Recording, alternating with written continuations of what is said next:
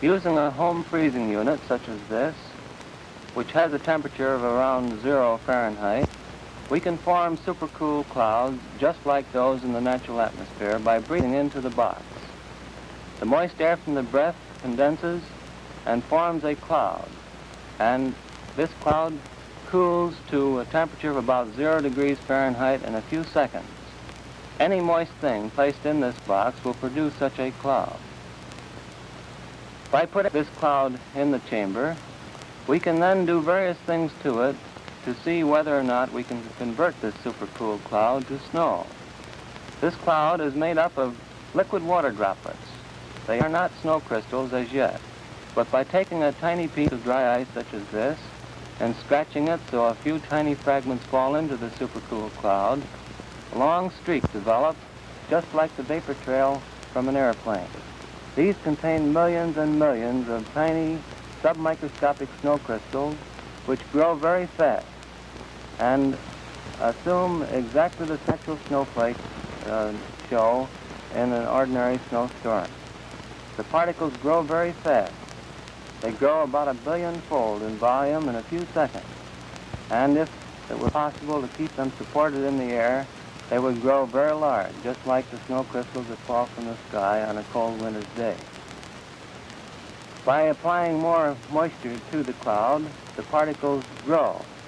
Since the water droplets evaporate over onto the ice crystal, we say that the vapor pressure of water is higher than the vapor pressure of ice crystals. Therefore, the water all disappears onto the ice crystals.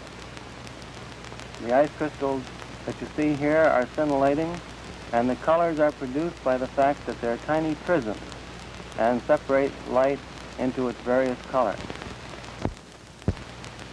By just flinging a piece of paper through the chamber, we can remove the cloud of snow crystals and go right back and form another supercooled cloud, such as you see me doing here. Then, this time, I'm going to just take a small, ordinary sewing needle, cool below minus 35 degrees centigrade, and pass it briefly through the cloud. When I do this, again, many millions of snow crystals form, and we get the same effect as is produced by dry ice. Dry ice is not particularly, as far as the fact that it's CO2, it's primarily important because the use of it is primarily important because it's colder than minus 35 degrees centigrade.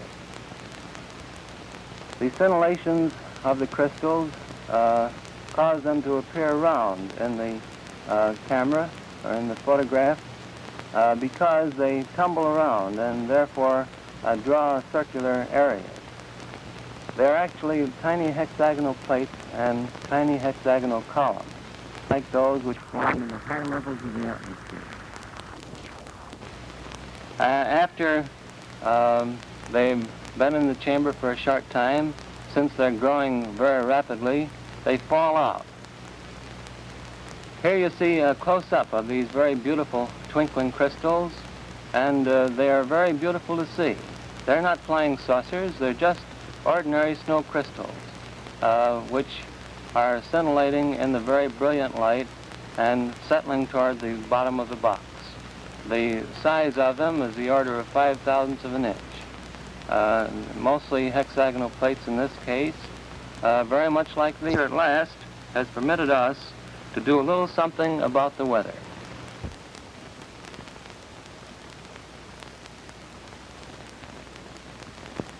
These are some which I photographed that were formed in the laboratory. This is a picture of the first cloud that we seeded back last November. Flying in a small Fairchild plane and putting dry ice from a small dispenser in the bottom of the plane, we put about 6 pounds of dry ice into this 4-mile cloud, and within a very few minutes saw long streamers of snow falling from the base of the cloud and evaporating into the drier air below. Under many conditions, of course, full-fledged snowstorms will be produced in this way.